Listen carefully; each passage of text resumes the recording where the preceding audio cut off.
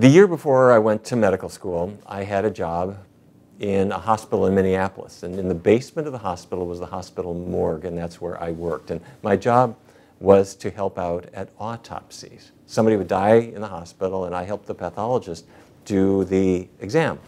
And one day a guy died in the hospital of a massive heart attack, probably from eating hospital food, but that's another story. Anyway, so we had to examine the body, and the pathologist knew that I was going to be going to medical school, so he made sure I saw everything. And he took a scalpel and he opened up the chest, and then he cut a whole section of ribs off the chest and put it on the table, and that exposed the heart. And he sliced open one of the coronary arteries, and he said, "Look inside." And it looked just like rusty pipes. He said, "That's atherosclerosis." And he looked in the carotid arteries going to the brain, and he said, "There it is again." And it's this narrowing of the arteries, and he said, "You know, that's your bacon and eggs, Neal, that's what does that." Anyhow, the end of the exam, he finishes up, he writes up his notes, you know, systemic atherosclerosis, acute myocardial infarct, da-da-da-da. I was left to clean up the body. And so I put the ribs back in the chest, and I sewed up the skin. And when I was done, I went up to the cafeteria to see what there was to eat. And in the cafeteria line, they were serving ribs. And I looked at it, and it looked exactly like the ribs that I had just been working on. And it smelled like it. And I thought, you know, this is just like a body. And I realized, wait a minute, this is a body. So I didn't become a vegetarian on the spot, but I knew I wasn't going to eat that. And as time went on, I then started medical school, and one thing led to another. And I just realized the animals had to get off my plate, and that's what happened. You know, when people talk about things maybe changing, for me, sort of nothing has changed. And that's the way I want it. Because when I was, 20 years old, I felt good, I felt healthy. And to be able to feel that way when you're 30 and 40 and 50 and 60 it's a good thing, because for most people, they don't have that luxury. They gain weight. Their cholesterol levels come up, they acquire medications, and they lose energy. So if nothing happens, that's what we're looking for. Well, there's all kinds of reasons, and different reasons mean different things to different people. I think, frankly, as a doctor, what I know about is health. And so when it comes to diabetes or heart disease or preventing cancer, there's nothing like having a diet that's based on the bounty of plants. Our environmentalist friends all tell us that the earth is eventually not going to be here anymore, at least not as we know it today, if we don't make some pretty big changes, and that means vegan too.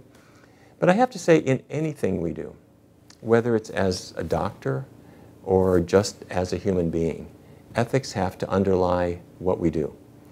And the idea of first do no harm is something that every medical student thinks about. And if in our diet we are slaughtering 1 million animals every hour so that you can have a certain taste, you've got to be a pretty hard-hearted person to not let those ethical issues come into your thinking at some point. Well, here at the Physicians Committee for Responsible Medicine, ever since 1985, we have been strongly encouraging everybody to know about the advantages of a plant-based diet. And going vegan is great in so many ways. If a person wants to lose weight, if they want to knock out diabetes, if they want to get off their medicines or reduce them, this is really the way to go.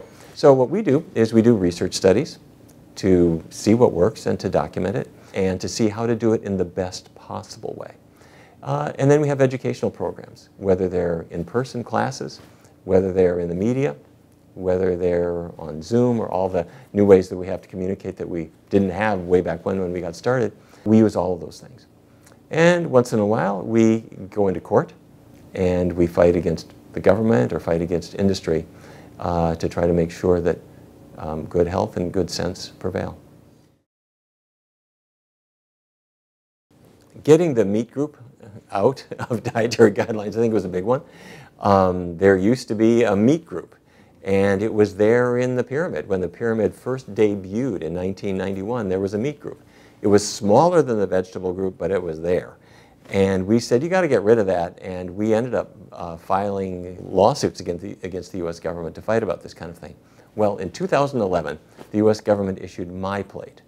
And what you discover is there's a vegetable group, and there's a fruit group, and there's a grain group, and there's a protein group, which could be meat, but it could also be tofu or beans or nuts, and it doesn't have to be meat. So I think getting rid of the meat group was a big step forward. There have been many others. Back not that many years ago, people didn't realize that a plant-based diet, along with a healthy lifestyle, could reverse heart disease. We now know that's true, and that's the work of Dr. Dean Ornish and Dr. Caldwell Esselstyn, and many others doing just brilliant work in this area. Our work has extended that to diabetes and weight problems and more recently menopausal symptoms and all the things that are bothering people. Practically, it seems that a plant-based diet can play a big role. At so many hospitals, you have the same scenario that people complain about. You know, you're just recovering from your heart attack or whatever it is, and then they bring you the bacon and eggs for breakfast. Everybody wants to see that change. The patients want it changed, their families want it changed, the staffers want it changed, and the doctor who's trying to keep you out of the hospital and prevent you from coming back, they want that changed too. So the American Medical Association back in 2017 said that hospitals should be serving plant-based meals. And hospitals have been kind of slow to integrate that, but they're getting there. And a great many have already done this, and some have done it really beautifully. And any hospital who's interested, the Physicians Committee has recipes, has lots of information, has signs that you can put around, and we're glad to talk to you about it. If you have a connection with a hospital, you can go to them directly, and you can say to them, why don't you have plant-based meals? You know, they want to keep the customer happy. So that's kind of number one, is going to them and asking for what you want. But a person can always go to us too, and we're happy to provide materials. When we do research studies here, you have to make sure that you do them very, very carefully for a couple of reasons. One is you want to know the truth. You want to do your research with integrity. Secondly, other people want to make sure that it's true too. And so you have to make sure that the reviewers and the journals and the readers all respect what you've done. An example would be in 2003, the NIH gave us a grant to test a vegan diet versus a conventional diet for diabetes, type 2 diabetes.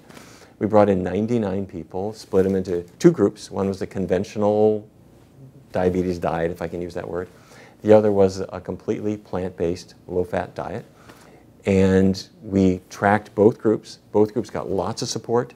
They met every single week with dietitians who were believers in their diets, and they got a huge amount of support. We tracked the results very, very carefully, and at the end of the study, both groups did well. The conventional diet had a drop in hemoglobin A1C, which is the main measure of blood sugar control. They had a good drop in that, about 0.4 absolute percentage points. That was the control group. But the vegan group had a drop that was 3 times bigger, 1.2 absolute percentage points, which is enormous. And that changed everything. And the American Diabetes Association published that finding in 2006. And then we had longer-term findings published later. And it's really changed the world of diabetes. And now we have very solid evidence that a plant-based diet is integral to not just getting your blood sugar down, but to reversing the causes of this disease. Hundreds and hundreds and hundreds of studies that contribute to the conclusion that a plant-based diet is absolutely the best way to go. Whether you're looking at cardiovascular disease, and Dean Ornish's work and Caldwell Esselstyn's work are really just pivotal in my view. And then if you look at the contributors to it, weight loss, if you look at blood pressure, the studies that show that a plant-based diet helps with these are terrific. And the way you do studies is you start off with observational studies. People who just self-select. Are their cholesterol levels lower if they're vegan? Is their blood pressure lower if they're vegan? Is their diabetes, is it less likely to occur if they're vegan? And the answer to all those questions is yes. But then that's observational. Those are self-selected people. So you need to put it to a more rigorous test. And that's a randomized trial. And so you bring in people and maybe they have diabetes and you test the diet against a good control. You see how they do. And we have those studies now. And then eventually you take all the studies in a particular area and you can put them together in a systematic review and see if the results are consistent. And we've got that. We have that for cholesterol. We have that for diabetes. We have that for weight issues. We have that for blood pressure. It's all been published in peer-reviewed journals. And now, if you're a physician, either you are vegan or you just haven't read the literature. There are a lot of sort of diet wars out there, the carnivores against the vegans and so forth. But my work isn't really to try to convince a dyed-in-the-wool carnivore advocate that he or she should give up those ideas. Some of these people have ideas for reasons that are not related to logic. Our audience is for people who are open-minded and want to get healthier or eat a more compassionate diet or more environmentally friendly diet or whatever, and are interested in the facts. And we don't try to arm wrestle with people who are off on one of the other rings of Saturn. In our studies, we've compared a standard diabetes diet to a vegan diet. We've compared a vegan diet to a Mediterranean diet. We've compared a vegan diet to lower fat omnivore diets and that kind of thing. We haven't done a vegan diet versus the carnivore diet or something like that. And we wouldn't do that because it's unethical to bring in sick people and randomize them to a diet that's going to hurt them more. People have said, why don't you study a keto diet or something like that? We would not ethically do that.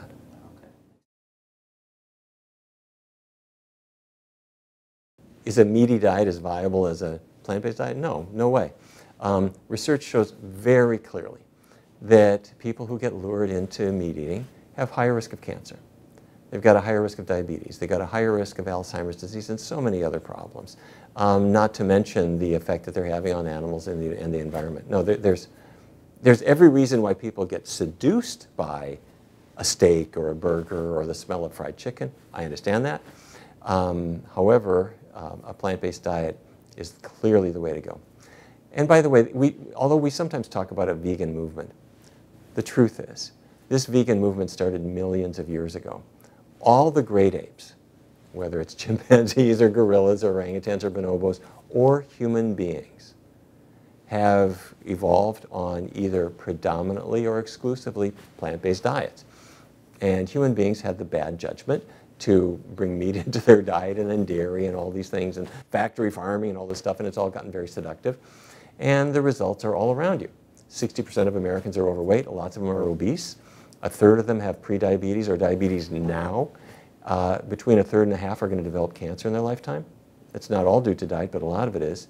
And if we look back a little bit at the diets that are natural for a great ape like us, we get a lesson from it.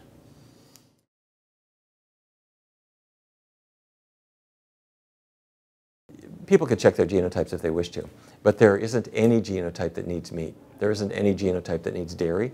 There isn't any genotype that needs eggs. There isn't any genotype that is going to take a great ape and make them a carnivore.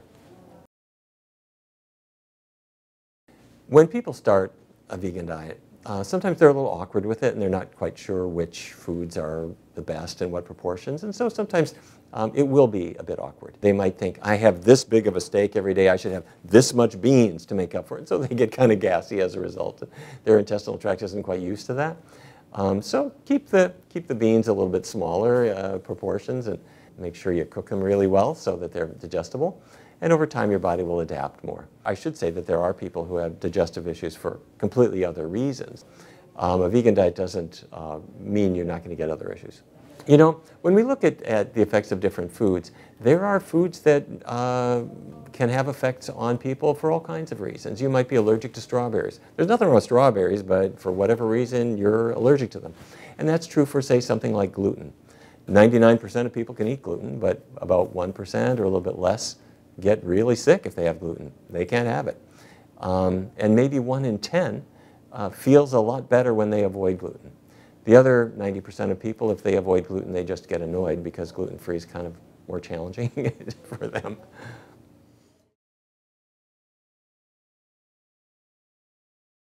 I think the one that does merit some thinking is not zinc. I wouldn't worry about zinc, and I wouldn't worry too much about selenium either, really, to tell you the honest truth. But I do think calcium is something to plan for. When I read the literature, what I see is if a person is getting about 600 milligrams a day, you just can't see any reason why you would need more than that. You really just don't show benefit from going higher than that. You can, but it's not going to make much difference. Where do you find it? The best source, of course, is green leafy vegetables. And that's from broccoli to kale to collards and Brussels sprouts, and squirt them with a little lemon juice to make them good. That's not the only source. They're also in beans, and they're in lots of fortified products and so forth. But if you're below 600, I would get up to about 6, and then I would stop worrying about it. The calcium story is still being written. I do think it's reasonable to not be supplementing a lot of calcium. There are many unknowns. One of which is that when people have atherosclerosis, they end up with calcium in their arteries. And there has been some suggestions that an artificially high calcium intake might feed that same process. Seaweed in general, like nori and wakame, I wish they were a bigger part of our culture. You know, if we had all grown up with it, we'd be healthier people.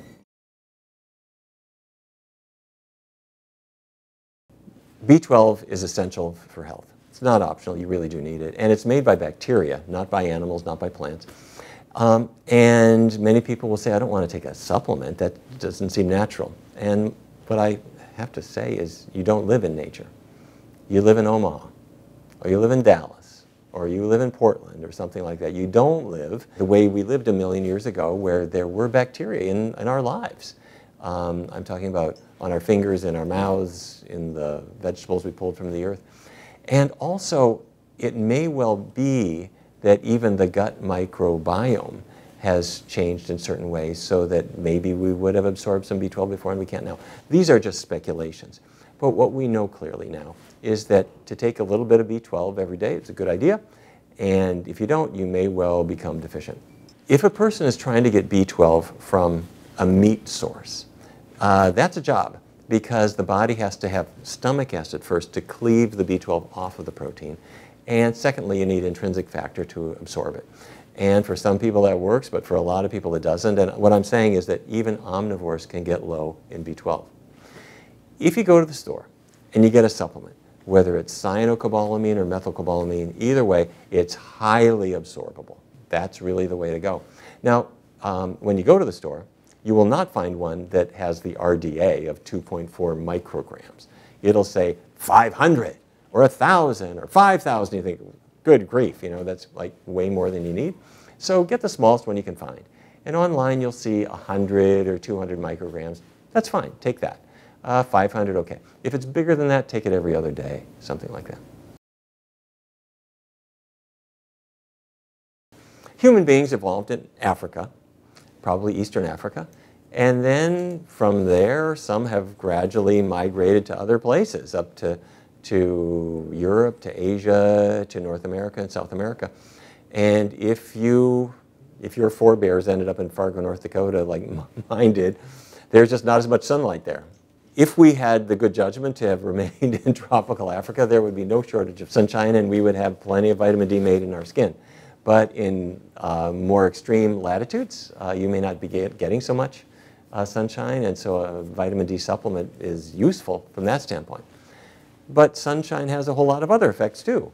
It clearly affects mood, and researchers have known for decades that when people live in places where they're dark all the time and they're never getting much sunshine, our moods can plummet.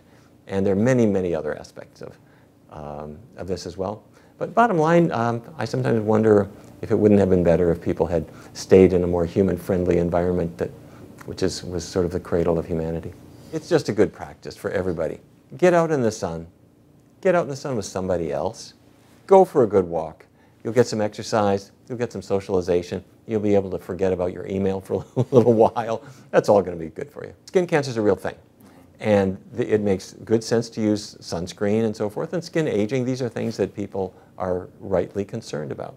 And I don't know that anyone has figured out the right balance for it. But what people usually recommend is that you want some sun, not an excess of sun. How much? People will typically say something like 20 minutes a day on your face and arms. But of course, we're all different. We have different pigmentation and so forth, and we live in different places. And so that's just kind of a rough number.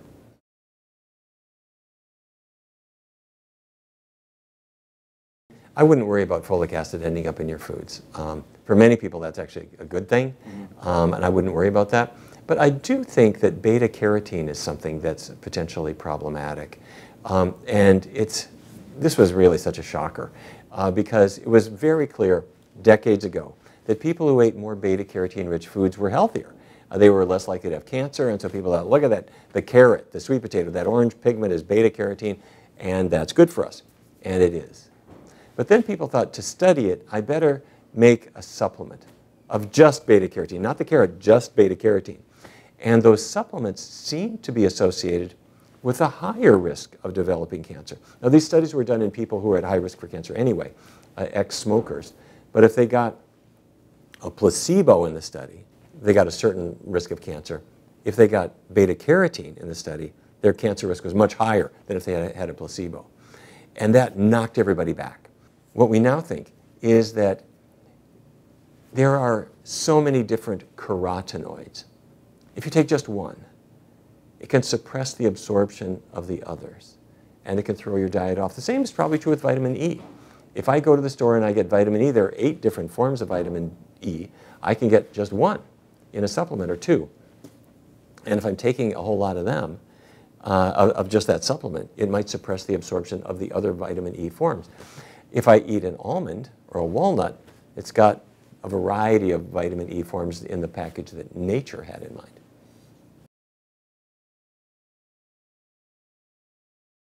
You know, there are benefits of fasting that you clearly see. I'm talking about people who do like water-only fast. I'm not talking about just taking a day off or 2 days off, but like a water-only fast for a couple of weeks under medical supervision because it is dangerous and you shouldn't do this on your own. But when people do, you see inflammatory conditions sometimes getting better and people feeling better in many, many ways. But I emphasize it's got to be done under supervision. So it raises the question of why. Why are they better? Is it because they're just not eating the volume of food to give the body time to rest? I don't think we know. I'll tell you what I suspect.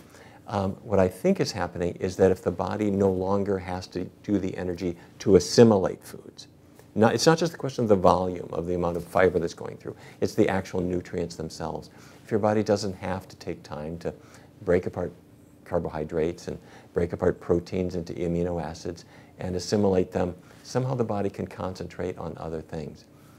Or if I'm getting rid of everything, then there aren't any sensitizing proteins left in my diet. For many people, they are sensitive to one or another thing, not just dairy or gluten, which are common, but it could be citrus or tomato or potatoes or kind of everyday things that are really well tolerated by most people, but not so well by others. Fasting is a way of saying, all right, clean slate, nothing's going to come into this system. Let's just stop irritating ourselves internally and see if we can get better. We don't really know which is the explanation. We just know that it works. You know, people used to fast intermittently, so to speak, because there weren't 7-Elevens on every corner like there are now. You know, nowadays people eat kind of throughout the day. They might be having not just small meals, but they've got snacks in their desk drawer and they're eating all the time. And to give the body a break is a good thing. Now, my colleague Hannah Kaliova has done studies where people will eat, not say frequent meals, but maybe only 2 meals in the course of a day. A big breakfast and then a big meal and maybe the early afternoon, and that's it. And it's found that for many people, they do very, very well with that kind of approach. Now, there are other people who eat more frequently and do well too. So there are different patterns, but I think they do deserve more study. I do have one caveat though, and that is there are some people who do intermittent fasting because they heard a radio show saying it was a good idea. And so they say, all right, on Friday and Saturday, I'm going to eat almost nothing. And the rest of the week, I'm going to eat a normal amount.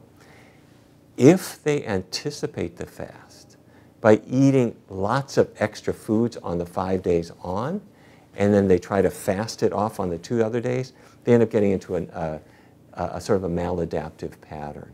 The idea is to eat normally on the other days and then to give your body a rest on the fast days.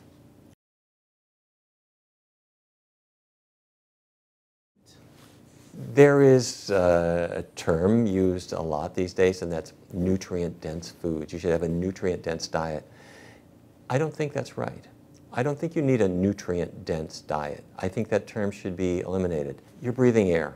Is it oxygen-dense air? No, there's a certain amount of oxygen. There's actually a whole lot more nitrogen in the air, but your body, you have lungs that are designed to live in a certain, a certain oxygen percentage to extract it and use it.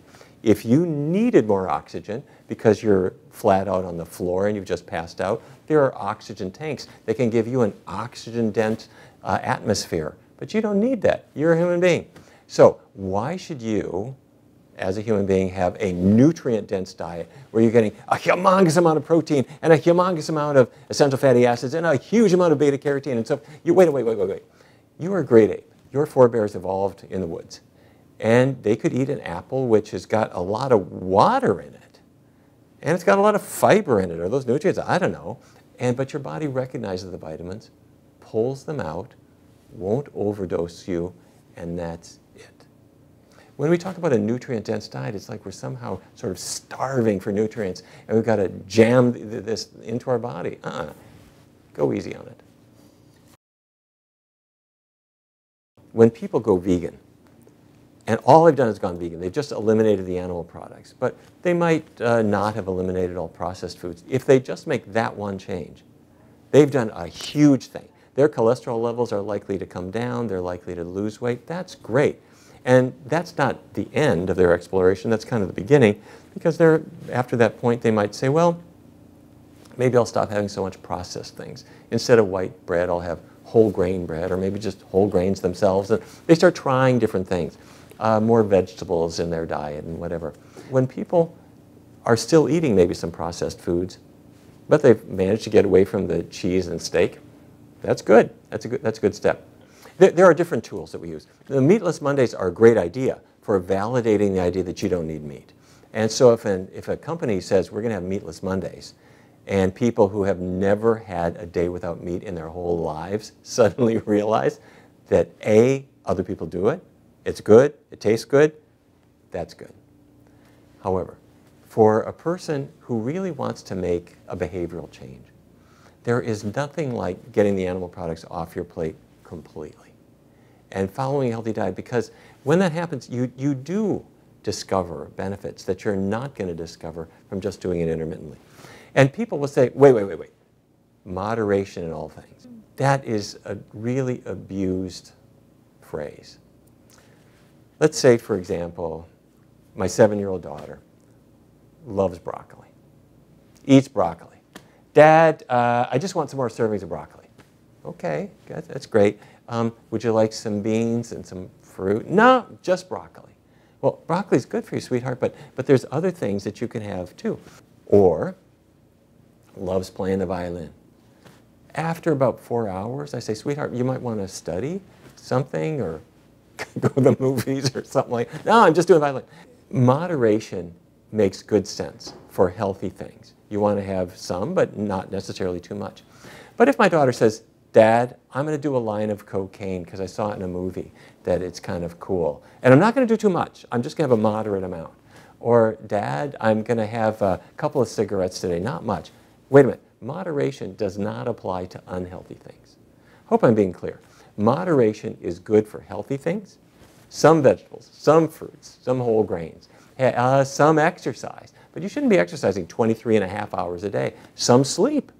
Get 8 hours, but after 9, 10, get up. There's stuff to do. When it comes to something that's going to hurt you, moderation is what kills people. I'll just have some cheese. And you just develop some atherosclerosis and a bit of Alzheimer's and some cancer and you die. I'm going to have some cocaine. I'm going to have some this, some that, some tobacco. Those are words that really hurt people. But they're used to rationalize cravings and addictions and things that people can sell.